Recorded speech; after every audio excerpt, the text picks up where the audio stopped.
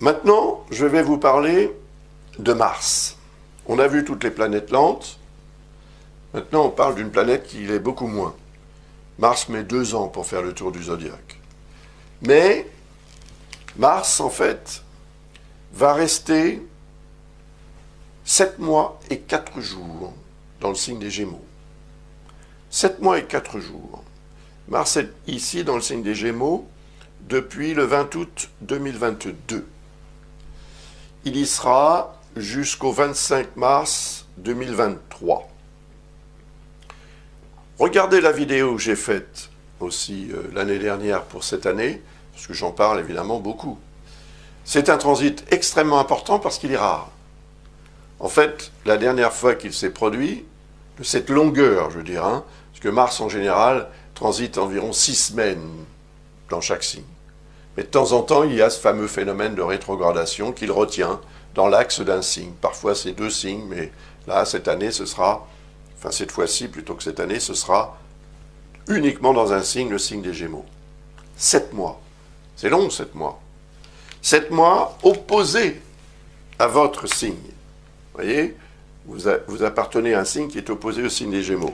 Mais le signe des Gémeaux, c'est votre alter ego. Puisque c'est le signe qui est en face, c'est votre reflet dans le miroir, en quelque sorte. Donc vous avez un peu de Gémeaux en vous, et les Gémeaux ont un peu de Sagittaire. On se partage les choses, vous voyez, c'est votre alter ego.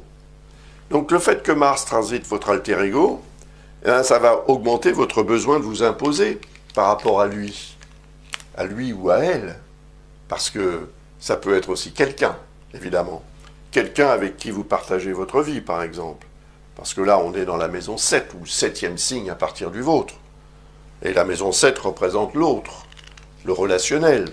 Le relationnel couple, évidemment, mais le relationnel de toutes sortes d'autres manières. C'est-à-dire le relationnel professionnel, social, etc.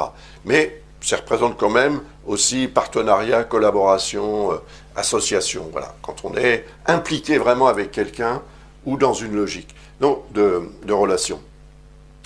Donc ça veut dire que Mars va amplifier, augmenter votre besoin aussi d'agir, d'être là, et peut-être de vous imposer sur le plan relationnel par rapport à l'autre, ou d'imposer votre alter ego à l'autre.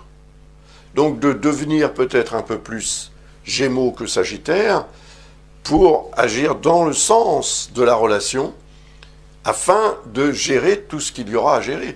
Et comme Mars représente quand même une énergie combative de haut niveau, le fait qu'il y ait cette opposition peut indiquer aussi parfois des tiraillements, des risques de conflit, voire peut-être de rupture également. Tout dépend comment ça sera géré.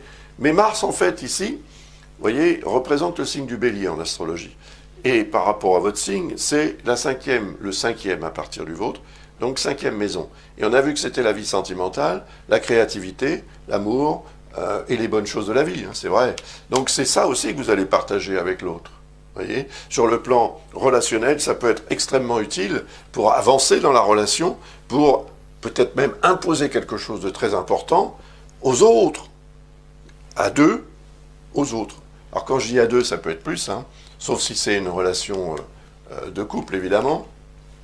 Bon, il y a des mariages à 3, mais le fait est que ça représente aussi votre potentiel d'action et de participation dans un groupe, ou dans une société, ou dans un partenariat professionnel, une forme de collaboration professionnelle, une mission professionnelle aussi. C'est possible, mais c'est quand même, à mon avis, puisque c'est relié à la maison 5, c'est beaucoup plus privé que ça.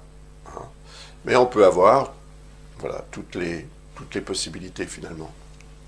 Après, Mars va transiter en Cancer. Son transit en Cancer, qui va commencer le 25 mars, va se terminer le 20 mai. Alors, nous sommes de retour dans un signe d'eau.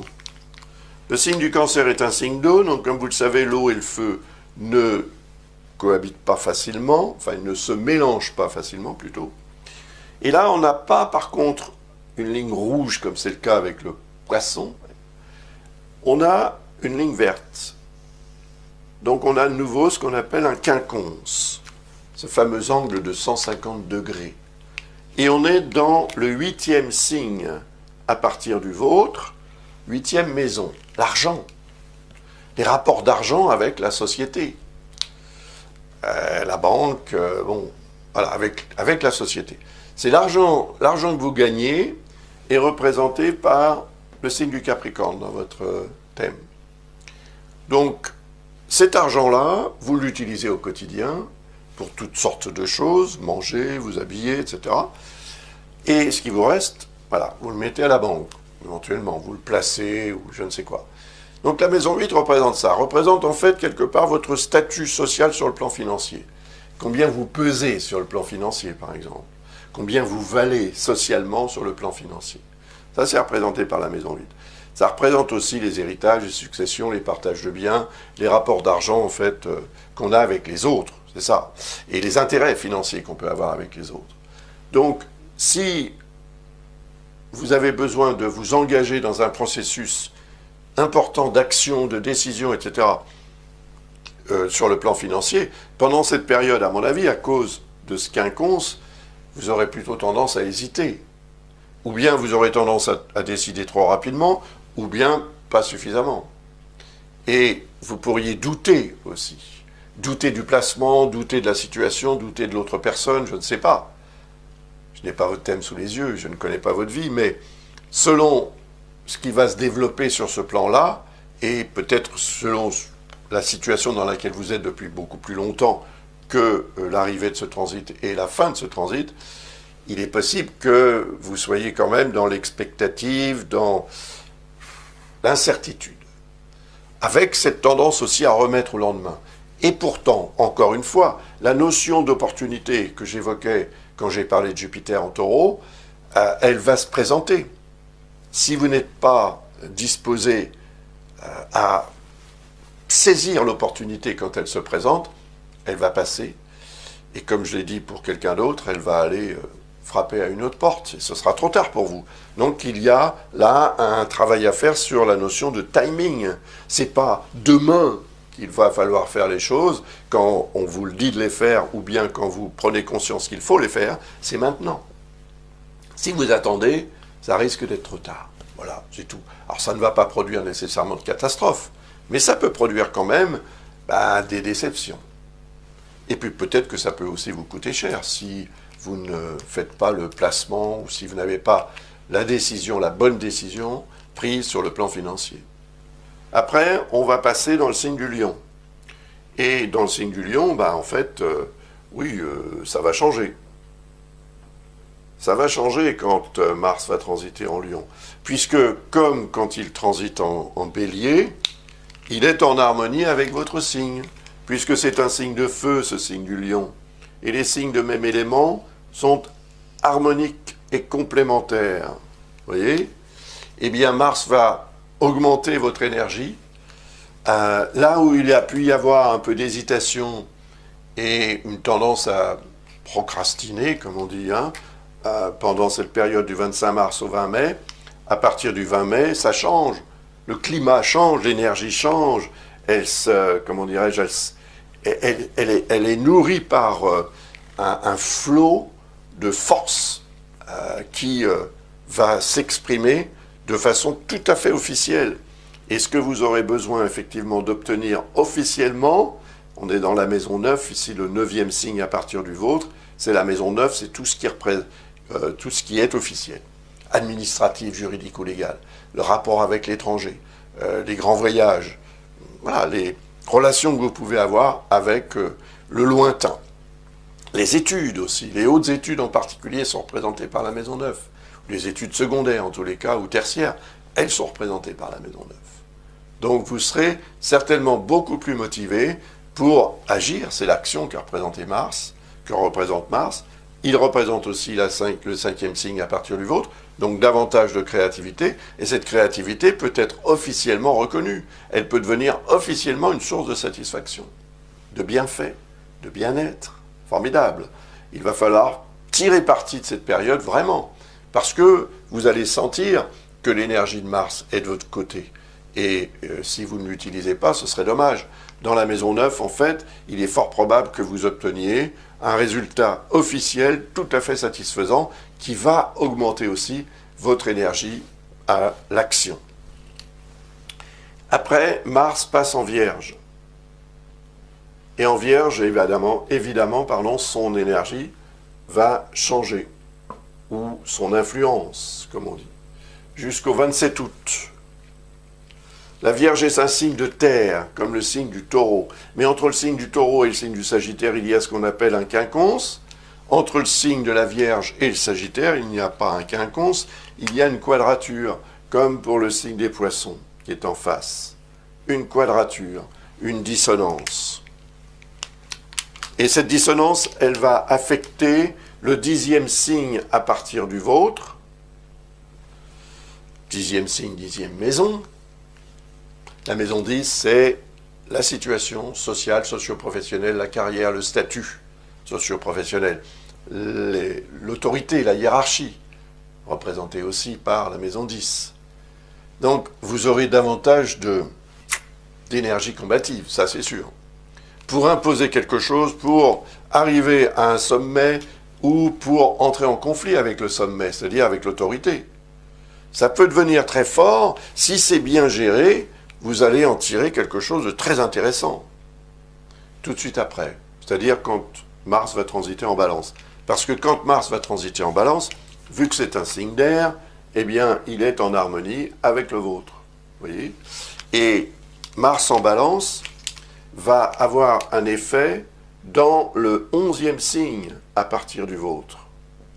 11e signe, 11e maison. Ça va durer jusqu'au 12 octobre. Donc là, il y a un suivi, si vous voulez. D'abord, on agit par rapport à quelque chose qu'on veut réaliser. Et on y met du sien, mais peut-être parfois trop. Donc attention, il peut y avoir des incidents de parcours, des erreurs commises à cause d'une forme d'impatience qui pourrait vous tarauder, vous tenailler, et vous pourriez entrer en conflit effectivement avec les autres, parce que vous manquerez de patience à leur égard. Mais si vous gérez bien les choses et que vous agissez en réfléchissant, Mars dans le signe de la Vierge permet quand même une analyse plus approfondie, plus détaillée que dans un autre signe, comme par exemple dans le signe des Poissons, qui est plus dans la contemplation, dans le ressenti que dans l'analyse, alors qu'avec la Vierge, on est vraiment dans l'analyse.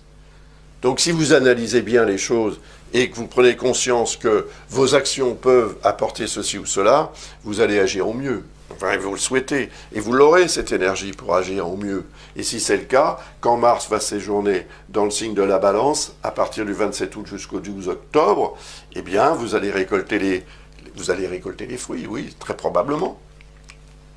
Pourquoi ? Parce que c'est le 11e signe qui représente l'environnement social, géographique, certes, mais humain également. Donc les amis, les relations sont représentés par la maison 11. Et succédant à la maison 10, elle découle évidemment de ce que vous êtes capable de réaliser dans la vie. Je veux dire que votre statut socio-professionnel détermine votre statut social. Et si vous pouvez améliorer votre statut socio-professionnel, vous améliorez du même coup votre statut social. Donc vous devenez quelqu'un qui a davantage réussi, qui met davantage d'énergie dans ce qu'il fait pour obtenir davantage de la vie et de ses propres capacités. Parce qu'on peut avoir d'énormes capacités, des talents extraordinaires, et ne rien en faire. Donc Mars permet d'agir justement par rapport à ça.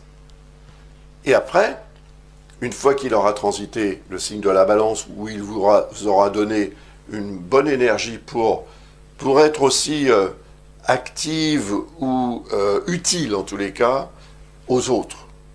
Et peut-être au sens très large du terme, en vous impliquant par exemple dans une association caritative ou une activité sociale ou communale, etc. C'est à vous de voir, évidemment, hein, ça dépend de votre vie et de vos intentions. Après, Mars va transiter en Scorpion.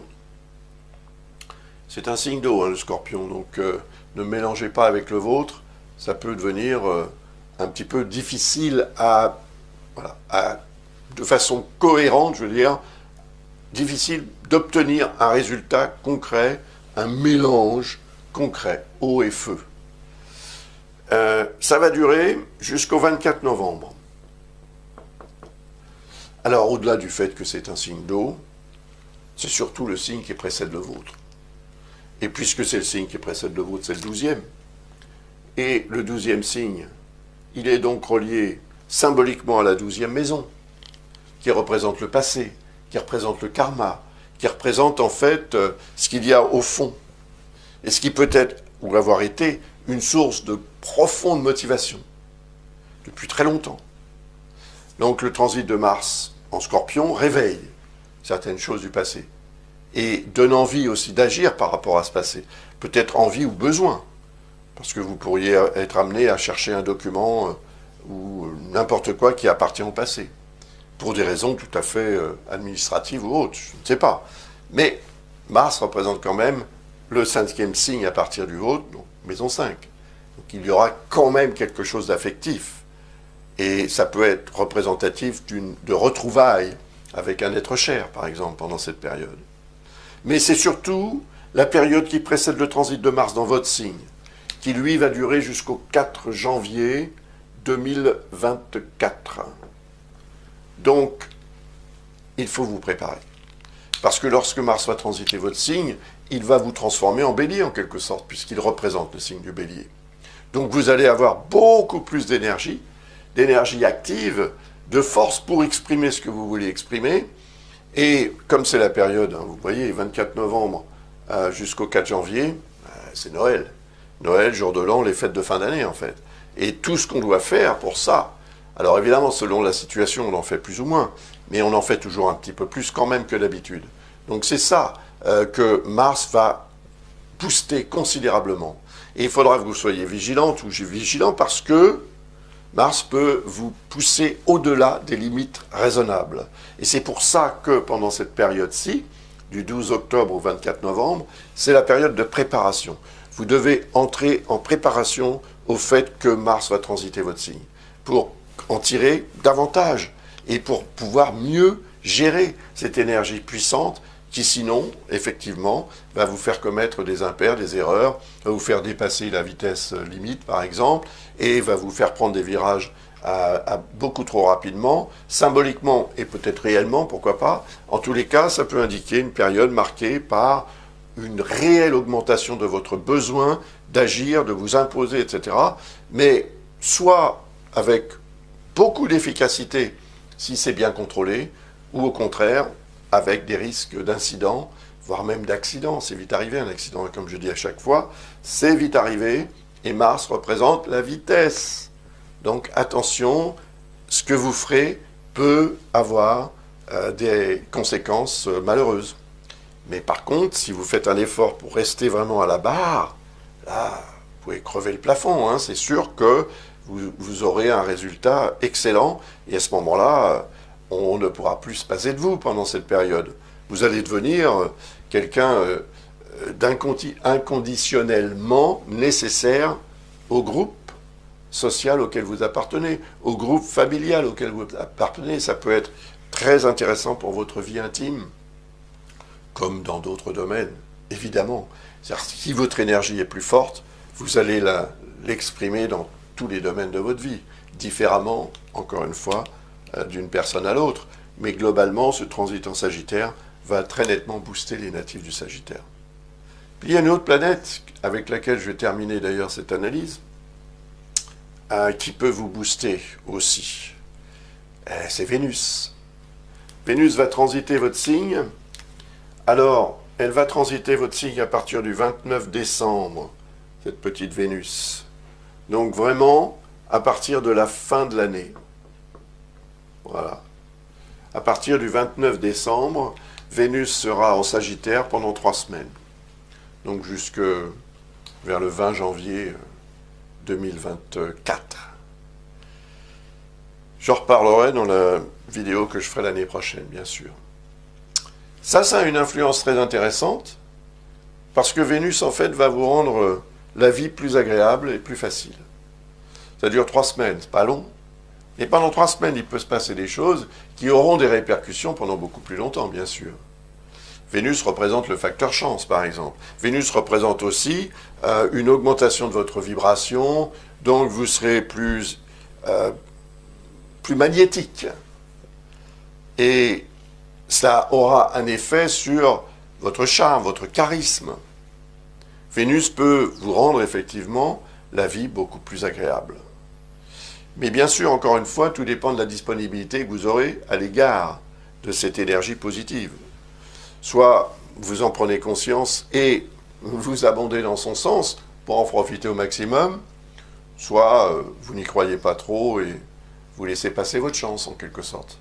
Il y a toujours quand même une influence de libre arbitre qui intervient. Il n'y a pas que les planètes. Donc si vous êtes disposé à saisir une opportunité qui passe ou à profiter des bonnes choses de la vie, vous allez en profiter, sinon vous n'en profiterez pas. Donc le conseil à donner, évidemment, dans ce cas de figure, c'est laissez-vous porter par ce que vous ressentirez de bon en vous pour le partager avec les autres, parce que si vous avez, par exemple, une demande un peu spéciale à faire, une faveur même à demander, il est fort probable qu'on accepte cette faveur et que ça aura donc une influence très favorable sur le cours de votre vie, sur l'évolution des choses, l'amélioration globale. La chance, l'amour, c'est Vénus. Et les bonnes choses de la vie en général, c'est Vénus. Profitez-en. C'est Noël, jour de l'an, les cadeaux que vous allez faire, les cadeaux qu'on va vous faire, et puis votre présence aussi, au sein de la famille, avec vos amis, ou je ne sais quoi, il y aura un plus pendant cette période. Profitez-en. Avant de partir, je voudrais vous rappeler 3 choses, 3 livres en fait. Le premier, c'est le cours d'astrologie complet, 750 pages, pour vous apprendre, ou apprendre au lecteur de ce livre, à monter, ou plutôt à analyser un thème astral. Établir le thème, c'est autre chose. On a des ordinateurs maintenant qui le font très bien, très rapidement et de façon très précise. Donc, analyser un thème, c'est pas facile, mais si vous suivez les instructions données chapitre après chapitre, leçon après leçon, parce que ce sont des leçons, et que vous les appliquez, ces principes, vous allez vous apercevoir à quel point on peut dire des choses intéressantes, très pointues et très précises, très intimes au sujet de n'importe qui. Donc ça c'est un potentiel en fait aussi très pertinent en termes de développement personnel. On apprend à mieux se connaître avec l'astrologie. C'est comme ça que j'ai commencé. Je cherchais à mieux me connaître. Donc psycho, bon très bien, quand on fait psycho, on est tous des fous. Donc l'astrologie m'a appelé en quelque sorte, ça a été une rencontre avec un livre, et voilà, depuis, c'était en 1973, depuis j'en ai pas démordu, donc il y a quelque chose de plus dans cette science, dans cet art plutôt, j'aime pas trop l'appeler une science, c'est un art, et nous sommes des artistes, et à partir du moment où on maîtrise son art, on en fait quelque chose d'extraordinaire, qui a évidemment aussi une portée sociale, une portée humaine. Donc si ça vous intéresse, ce livre est associé avec ce livre, vous recevrez 16 vidéos, gratuitement évidemment, qui sont des vidéos que j'ai faites pour mes élèves. Donc elles ne sont pas le reflet exact de ce qu'il y a dans le livre, mais elles vont quand même vous aider énormément à suivre mieux et à mettre en pratique de façon plus efficace. Le deuxième livre parle des transits planétaires. Pour utiliser ce livre, pour l'exploiter, pour le mettre en pratique, il faut quand même avoir déjà quelques connaissances en astrologie. Ça sera plus facile pour vous si vous avez déjà les connaissances en astrologie. Sinon, commencez par le premier, le cours, et ensuite passer au transit. Parce que les transits permettent, c'est ce que j'ai fait là, j'ai analysé les transits de la Lune, de Mars, etc., pour donner des informations qui, j'espère, ont été plutôt précises pour vous, bien que je n'ai parlé que par rapport à votre signe. Alors que dans le livre, évidemment, j'apprends à le faire par rapport à tout un thème complet. Tous les éléments du thème peuvent être évidemment influencés par tel ou tel transit. Donc c'est plus compliqué, mais c'est beaucoup plus riche et beaucoup plus précis en termes de prévisionnel. Après, avec ce livre, vous aurez droit à une réponse. Si vous achetez ce livre et que vous m'envoyez la preuve d'achat par email, vous recevrez une réponse gratuite à une question de votre choix. Vous aurez des informations sur le site. Donc ne m'écrivez pas pour me demander comment faire. Visitez le site de l'école Ablas et voilà, lisez la page d'accueil et vous aurez les informations au sujet de comment faire pour obtenir cette réponse gratuite. Parce qu'il y en a une autre que vous obtiendrez aussi en achetant le livre sur le karma. Karma, réincarnation, destin, tout cela est expliqué dans ce livre. C'est aussi un livre didactique, c'est-à-dire que vous allez apprendre des choses, apprendre à travailler sur un thème, apprendre à l'analyser d'un point de vue karmique, pour obtenir des informations sur ce que la personne rapporte de sa vie antérieure, sachant que la vie actuelle, qui découle de la vie antérieure, nous prépare à la vie future. Voilà. Et avec ça, vous aurez aussi droit à une réponse gratuite de votre choix à une question. Mais j'ai terminé. Je vous remercie infiniment de votre intérêt pour mon travail et de votre confiance aussi. Je vous souhaite, avec un peu d'avance quand même, tout dépend de quand vous regarderez cette vidéo évidemment, une très belle année 2023. Elle peut l'être, hein, parce que là vous avez quand même des énergies très puissantes qui vont vous pousser vers le haut et vers l'avant. Donc, laissez-vous tenter par ce que le destin a de meilleur à vous donner. Au revoir.